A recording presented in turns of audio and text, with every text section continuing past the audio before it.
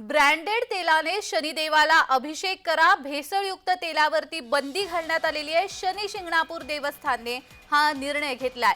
शनी शिंगणापुरात शनिदेवाच्या शिळेची झीज रोखण्यासाठी 1 मार्च पासून चौथऱ्यावरील तैलाभिषेकासाठी फक्त ब्रँडेड कंपनीचे शुद्ध रिफायनरी खाद्यतेलच वापरणं बंधनकारक करण्यात आलेलं आहे। शनेश्वर देवस्थान विश्वस्त मंडळ न्यास बैठकीत आणि ग्रामसभेतही हा निर्णय घेण्यात आलेला आहे। शिंगणापुरामध्ये चौथऱ्यावर जाऊन शनिदेवाच्या मूर्तीवर तैलाभिषेक करण्याची परंपरा आहे आणि या संदर्भात अधिक माहिती देण्यासाठी आमचे प्रतिनिधी स्वप्नील जोडगे आपल्या सोबत जोडले गेलेले आहेत। स्वप्नील, अधिकचा तपशील।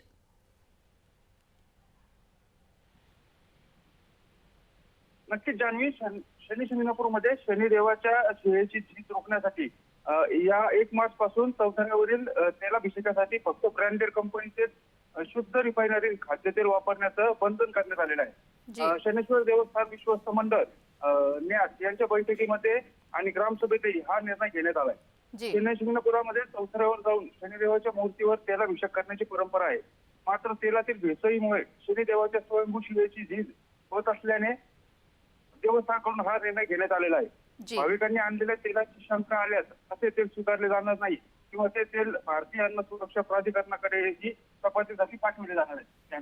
जी स्वप्नील, मात्र याच्यामध्ये एक मुद्दा महत्त्वाचा उपस्थित होतोय, तो म्हणजे एकतर शनी शिंगणापूरमध्ये येणारे भाविक हे वेगवेगळ्या क्षेत्रामधून येत असतात, वेगवेगळ्या माध्यमातून येत असतात, जसं की काही श्रीमंत असतात, काही गरीब असतात।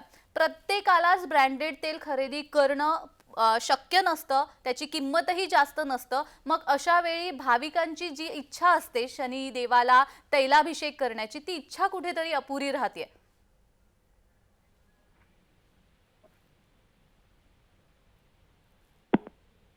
स्वप्नील, माझा आवाज पोहोचतोय? काही कारणामुळे स्वप्नील यांच्याशी संपर्क तुटलेला आहे, मात्र शनिदेवाच्या शिळेची झीज रोखण्यासाठी हा निर्णय घेण्यात आलेला आहे।